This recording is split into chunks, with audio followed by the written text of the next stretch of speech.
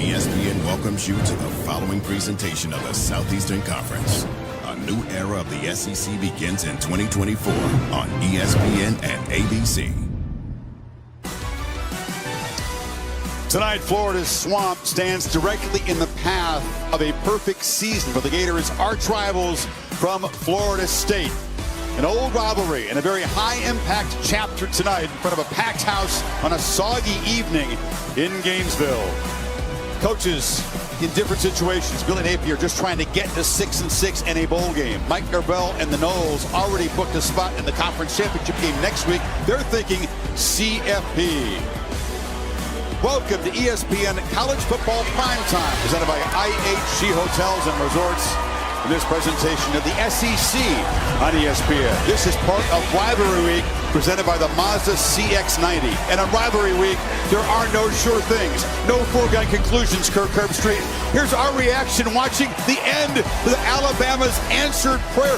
4th and goal from the 31 at Auburn. Jalen Milroe just made a terrible mistake to play before. That's funny stuff. You're punching me, by the way.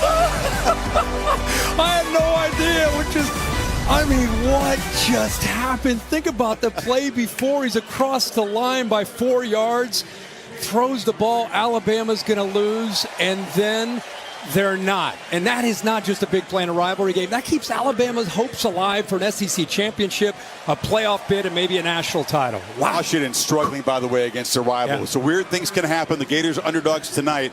But there are some plot twists, and both star quarterbacks suffered serious injuries last week. So instead of Jordan Travis and Graham Mertz, we'll see Tate Rodemaker for Florida State, who's a fourth-year junior. Had some experience. He's played some meaningful snaps. And for the Gators, it's Max Brown, who's just barely getting his feet wet, a redshirt freshman. Yeah, let's start with Tate Rodemaker because you mentioned the experience. It's a very different set of circumstances. Obviously, Florida State's undefeated. They're enjoying a magical year. You take away your heart and soul in Jordan Travis, and now you got to go to Rodemaker. Now, don't just think that, okay, well, Rodemaker's out there, Florida State's done. Let's evaluate Florida State, much like we did in 2014 when we evaluated Ohio State when they lost J.T. Barrett and Cardale Jones came in and they put 59 on Wisconsin. Ohio State ends up getting to the playoff. That's what Florida State needs to see tonight and then in Charlotte next week when they play Louisville. For the Florida side, of course, Graham Mertz, very steady performer. He's been efficient. He's not a dual threat guy. And now Brown comes in, and he's a very different style of quarterback. Can he hurt Florida State with his legs tonight? They're very tough to throw the football on. Yeah, you lose a leader. Graham Mertz came over from Wisconsin, and really he took over the team. The team respected him. Max Brown is a guy, as a baseball player. You'll see that delivery where he looks like a baseball player.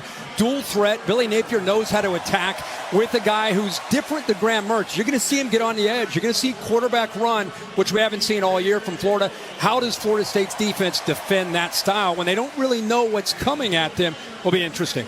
These guys both sound confident. They say they've done the preparation, put in the work to be ready for this moment. Both say it's kind of like a dream to be thrown into a rivalry game and carry your team's hopes. What'll happen tonight in the swamp? Who knows? It's already been a wild day in college football. The Seminoles and the Gators. High-impact game from Gainesville.